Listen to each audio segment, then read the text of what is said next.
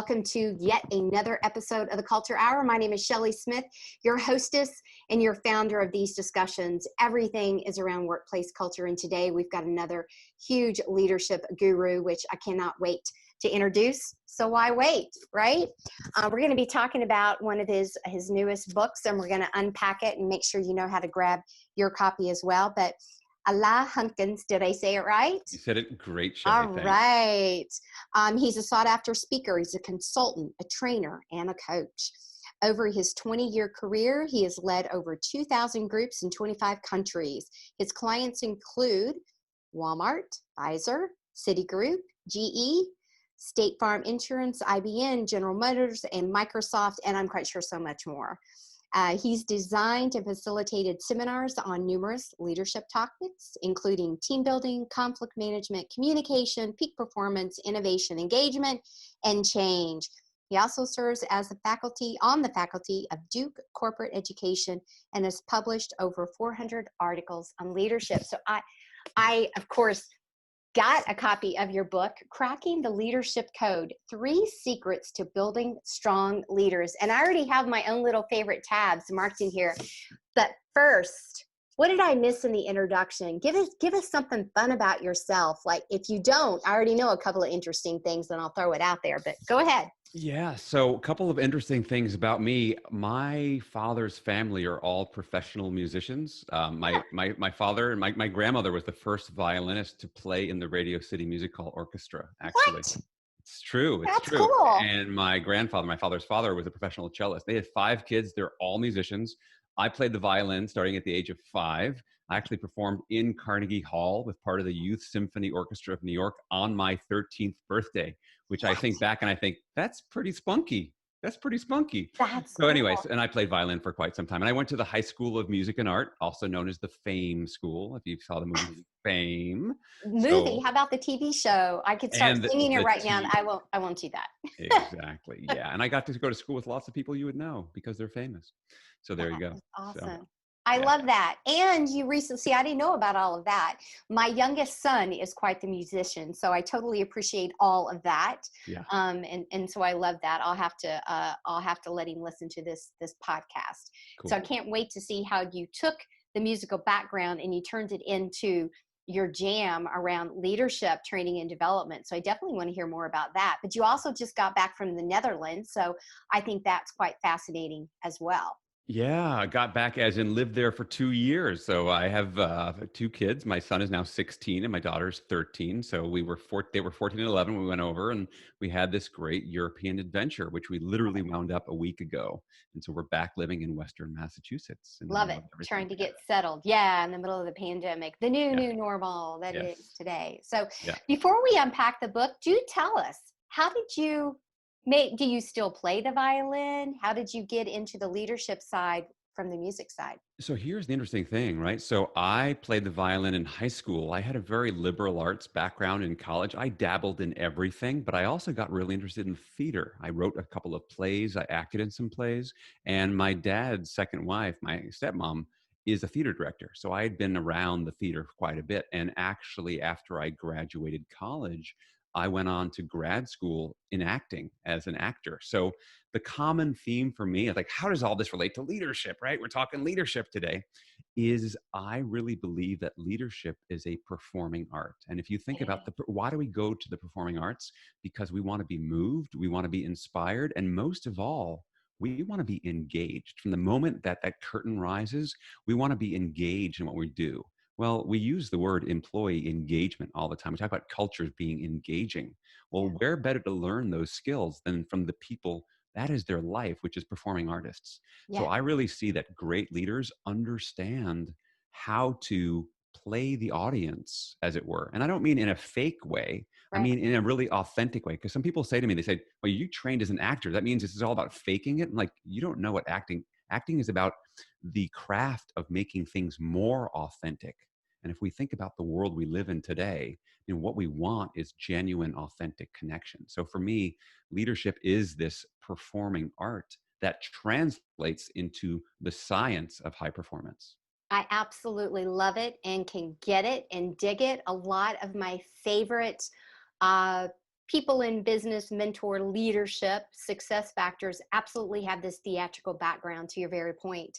Yeah. I understand the way that you unpacked that. I would add, or in the past, I've always added, it's that ability to influence. When you talk about the engagement, it's the Yeah. ability to lean into the person Yes. and to understand and relate, which actually leads me to this is pretty quick inside of your book.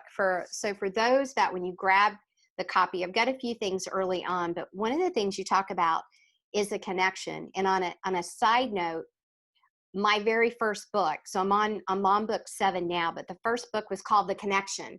So Yeah. when I started looking at your 3 C's and the center core being the connection, and to me it was never about the networking when people think connection, but literally that connectability, the intentionality, the engagement all around us every single day, multiple times during the day. And so of course that connected with me. Yeah. And hence the name Premier Rapport, which, by the way, has the spelling intentionally of the French spelling and derivative about true, authentic connections, which, Nice. see, we have so many connections that we didn't even know. But anyway, right early on page 19, under your connection piece and your invisible threads, the strongest ties, you've got when you connect with people on a personal level, they feel that you care about them. Connection provides the spark that gets others to willingly follow your lead. I love that so much. I can't even express it, especially in today's component. I've had so many articles written and people talk about, the empathy and during the pandemic, the multiple crisis, the adversity, the blurred lines between personal and professional, and that we've got to lean in. And so when I was reading this, I was like, oh my gosh, I've got to interview you. So talk to me more about your research behind this. Obviously, you wrote this prior to all of the pandemic and the drama. Yeah. So talk to us about that. So yeah, so the research comes in twofold. And part of it is field work. I mean, I've worked, like you said, with thousands of groups, so just seeing how things play out. And as I looked at the literature and the social science behind it, it turns out that feeling cared for is the number one driver of employee engagement and retention. And that sounds like the softest and fuzziest of metrics, right? Oh, feeling cared for. And, but to me, it goes back to what we talked about earlier, Shelley, about this sense of, you said influence and engagement.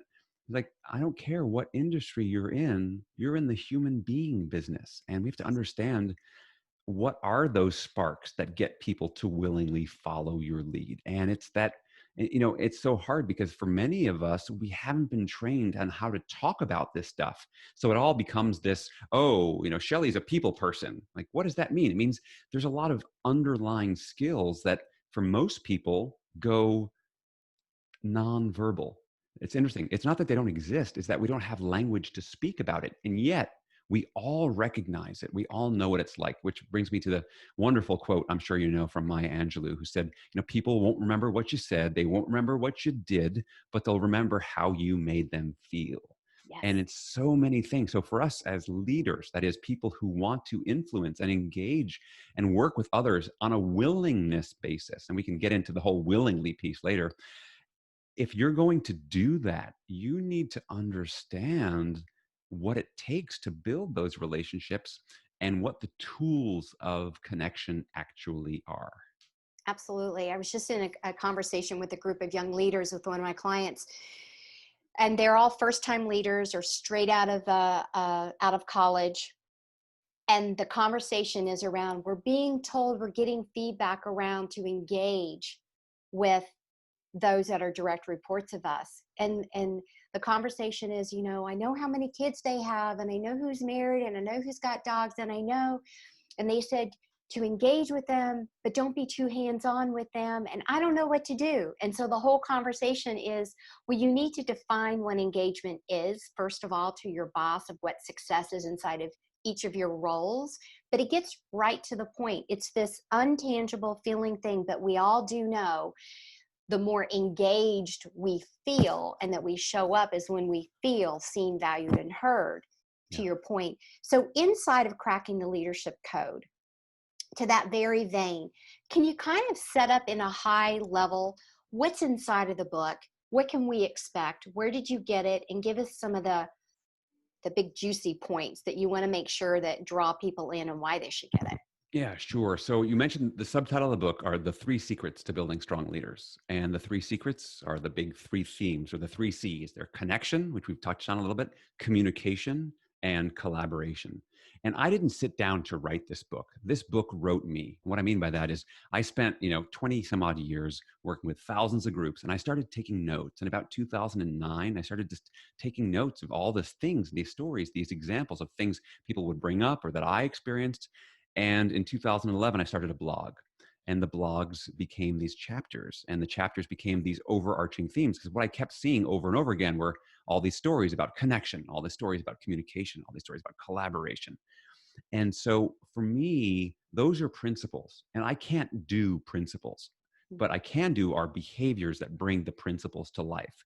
So the book is filled with stories and examples and practical tools and tips to unpack and show you this is what connection is. And this is, by the way, what's going to get in the way of you connecting. So I'll give you some examples around connection.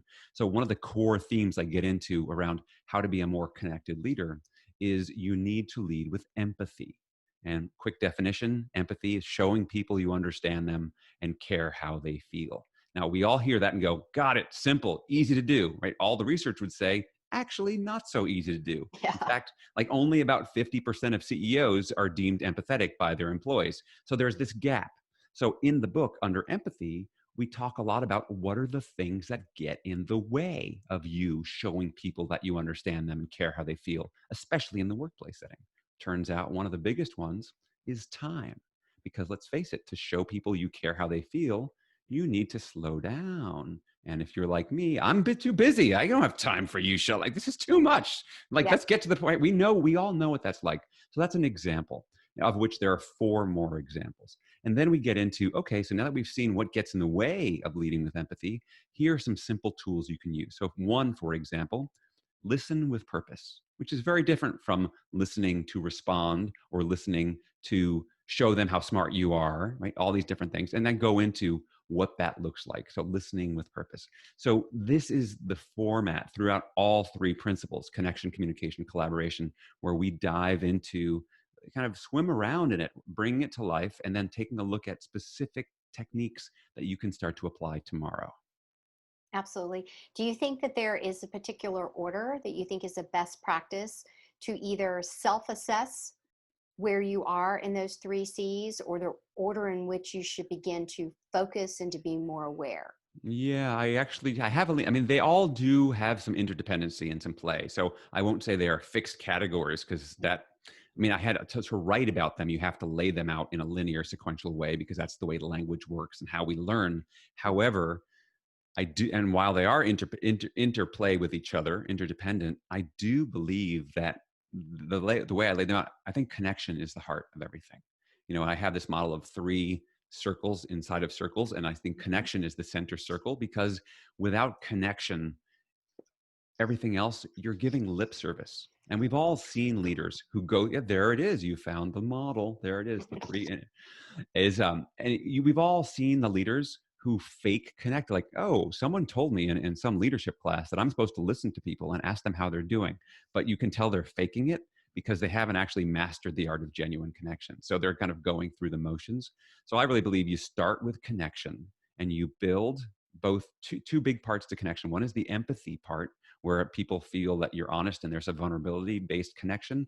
The other part is credibility, right? So it's a competence-based connection based on your track record. And I go through lots of different examples of what you can do to strengthen your credibility. One easy tip for all you listeners: show up on time. It's the easiest thing to do and the easiest thing to measure. So that's just an example of one. So I think it starts with connection, and then from there it builds into communication. And understanding is the goal of communication. So many people communicate for communication's sake, when in fact, what we're trying to do is create this shared understanding. And the reason that's so important is that shared understanding becomes the platform on which we take all future action. So we go into communication, and then from there, once we can communicate well with somebody else or a team, then we can look into collaborating, which I think is the most complex. It brings in a lot of communication and connection in order to collaborate effectively. And we live and work in a world where collaboration is the norm. And it's also, you can't get by without it very easily. Yeah, it's interesting the perspective now with many executives working remote, either permanently or on flex time, as well as some of their staff, and they feel like they're not connecting. And I don't know about you, but I get a lot of phone calls with how do I connect now differently, and what has that done to the workplace culture, and I'm now seeing all the blind spots that I had uh, of a leader, and then as the leaders that I have on my team, the ones that are like getting it and not getting it. So again, obviously the book was released prior to the pandemic. Yeah. What sorts of questions are you getting from your clients now around that? And are there any additional tips that the readers may not find that you've now even learned in the last 3 to 6 months? Curious to Sure. that. Absolutely. Yeah. And it's funny because I've been writing since the book came out, I've been writing a bunch of articles that have been released in places like Business Insider and Forbes, and they're all around how do I lead in the pandemic, right? Yeah. And so it's all about moving through that. So one of the things that I've seen, and you mentioned this so well, is that the blind spots are showing up, like the cracks are showing up because leadership is being tested right now. They say that anyone can sail the ship when the seas are calm. Right? Hmm. So, right, this has been a rough ride for everyone this year. So great leaders have risen to the challenge and other ones are really floundering. Yeah. And one of the things around connection is as simple as, do you, and I would suggest you do this first one-on-one with a direct report and say, Shelley, how are you feeling? And but they're like, and it's not just like, how are you feeling? I'm fine. How are you? I mean, to really give them the space and time. And are you able to hold space, which is a fancy way for saying, put your own agenda to the side and listen to somebody else. And it's not that anyone expects you to fix it. And I think there's a lot of people who are in leadership roles who have this belief mindset that, oh, it's my job to be the superhero and figure things out and show people how it's going to work and fix everything. You Hmm. can't fix COVID. You No. can't fix, but what you can do is you go, it's okay not to feel okay right now. This is really hard. I don't know what this means for you. I don't know what this means for me, but we're going to find a way to get through this together. And you just listening and holding space. So it's, how are you feeling? Is there anything distracting you? And how can I support you? In fact, I wrote an article, I think it's for Business Insider, with literally those three questions. And Yeah. then the subtext, a little asterisk after each question, shut up and listen, right? Yeah. Shut up. Right? That's It's my like, favorite phase. Shut up and yeah, listen. it's the shut up and listen phase, right? Because this is what makes the difference, because people want Yeah. to know that you're actually tuned in and being present. It's one of the most rare things that we see and one of the most valued. If you listen to anyone who talks about the best leaders they've ever worked with or have known or admired, they said they made me feel like I was the only person talking to them. Right? You hear Absolutely. that Quiet time and time space, again. quiet space. It's Yes. it's that space where people can focus in. So your ability to be present and focus is so essential to all of this. And I would say now more than ever, this is the time to lean in and be exceptionally human. Because at the end of this virus, whether it's 6 months, 18 months, I don't know when it's coming. You don't know when it's coming. No one is going to look back and go, Shelley was a little too caring over that time. Yeah, no, that's not going to But happen. there will The be opposite will. there'll be plenty of people, and and I saw some of the stats that this was 4 months in, that something like 45% of employees reported that not a single person in the organization had stopped to check in with their well-being at all. It's like, Yeah. okay, we're working from home, we're doing this, go. It's like, I Yeah. mean, again, you don't have to be a rocket scientist to realize when people are stressed, they can't actually focus as well. So whatever we can do, and there's all sorts of neuroscience behind this too, whatever we can do to calm people's central nervous systems down so Yeah. they can stop going, I'm freaking out, what's this mean? If I can calm them down, so then they can focus on their job and the task. But unless we give them a little space up front, Hmm. they're not going to get there. And I think too many leaders who were probably really good technical and functional experts in the job they have are Hmm. scared. They're scared of going, if I ask them how they feel, they might tell me. Yeah. And they And think, am I crossing the line? Because am I they don't crossing the know. line? I'm not a Yeah. social worker. I'm not a psychologist. No, but you're a human being and we're going through a crisis. Like, the dictionary defines trauma as a deeply distressing or disturbing experience. I think we can agree that COVID qualifies. So Absolutely. therefore, like, we're all in this shared crisis. Now, it doesn't mean we're all sharing the same experience of it, because we're all responding differently. However, as leaders, we have to be okay with normalizing people's experience and saying, I get it. This could be tough. What can I do to support? And the rules may need to be bent and changed. In fact, so many organizations, look, how many people said, we could never have our people working from home? That's exactly what I was just thinking. You So know, many said that. And now all of a so sudden, many. overnight, yeah, they're like, oh, we're actually never going to go back again. And I'm like, Exactly. oh, isn't that interesting? And Yeah. so it's amazing how just you may not have anticipated it, but so much changes. Yeah, in fact, I have a colleague who said, I'm jealous of the coronavirus. Well, that's a weird thing to say. What do you mean? He said, we work in the field of culture change. I've been trying to help change cultures for decades, and coronavirus comes in and changes cultures like that. I mean, that's power, right? So, I It's mean, you true. kind of get the point he's Yeah. trying to make, but it's so interesting. So, what can we do to create a culture that can support people and be resilient in the middle of this shifting, crazy world that we're living in? And those leaders are the ones that will be able to take their organizations to the next level, and other people are going to get left behind. They are, and it's a stark difference. It's almost like the haves and the have-nots that you're seeing right now, Yes. which is why you're also starting to see people jump ship from companies because they don't like what they saw from their leaders, or the non-messaging, which is astounding how many people think that the non-messaging is the right thing to do versus, to your earlier point, own up and say, I've never been here before. None of us have ever been here before. And let's get in this together and get dirty and messy together and figure it Yeah. out. Yeah. Look at what might be on the other side. And I talk a lot about looking in the past, but really, what do we want to take forward in order to, innovate on the pivot, which is becoming a new norm Yeah. piece of language as well. So this has been great. I think we could continue on for multiple additional minutes here. But what are some of your, in kind of the beginning wrap up pieces? What did we maybe not talk about? Again, I'll flash the book. If you haven't gotten your copy, you clearly can get this on Amazon. Yeah. Is probably the easiest place to kind of grab and go. But what are some additional, like, final thoughts, other tips and resources from you? You give us a final wrap up that you want to make sure that we heard, or that we start with, or that we continue as we Yeah. put a wrap on today. Sure. So leadership is definitely a process and a journey. It's not a destination. And the book is filled with tools and tips. Every chapter finishes with, here are some things you can do. I don't expect anyone to read them and implement all of them. So my advice to anyone listening is, pick something. If you're committed to your own development, pick something you want to work on and work at it. And the flip side of making that happen, I think the number one thing that anyone can do to develop their leadership and accelerate that journey is to ask others for feedback.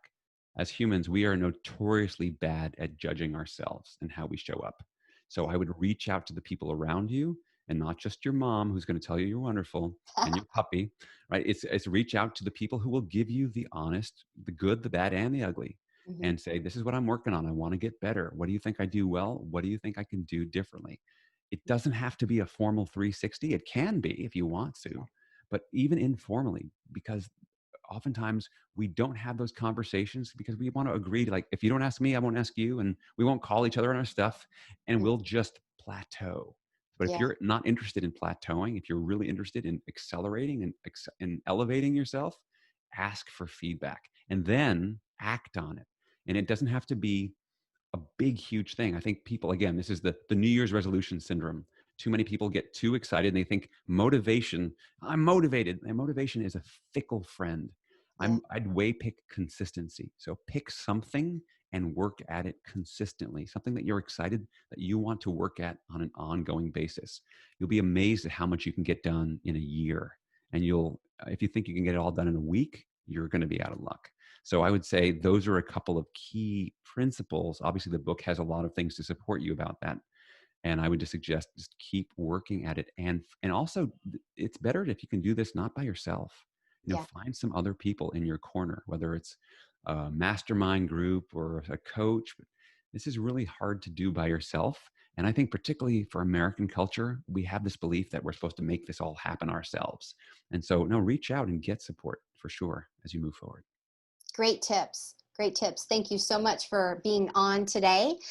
What's the best way that people can find you, look you up, connect with you to ask you more? Sure thing. So easiest place to go, because my name is spelled a little funky, is it's the book has its own website, which is crackingtheleadershipcode.com, which is spelled exactly the way it sounds. When you go there, you can learn all about the book. You can actually download the first chapter of the book right there, and that'll connect right to my website.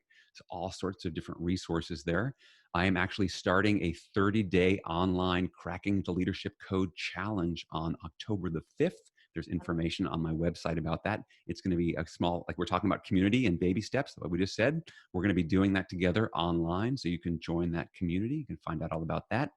And feel free to connect with me on LinkedIn. And even if you have any questions, because you've listened this far into the podcast, you are part of the End of the Podcast Club. You can email me directly at Alain, ALAIN, at alainhunkins.com.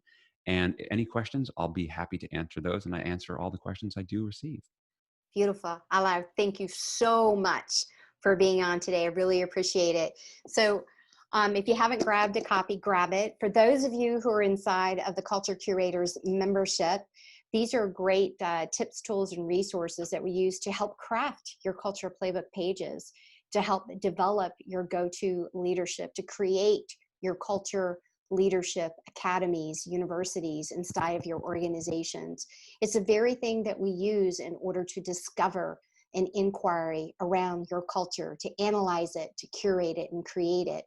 So listen up, start small. You heard what he said today. Cracking the leadership code is not for the meek and the mild at heart, but if you're in it to win it, you got to start somewhere. So thank you so much for tuning in today for another episode of the Culture Hour. My name is Shelley Smith. You know how to find me, but it's Shelley@premierrapport.com. You guys be safe. Remember, culture matters. It starts with every single one of us every day when we have interaction and connection with one another. Be safe.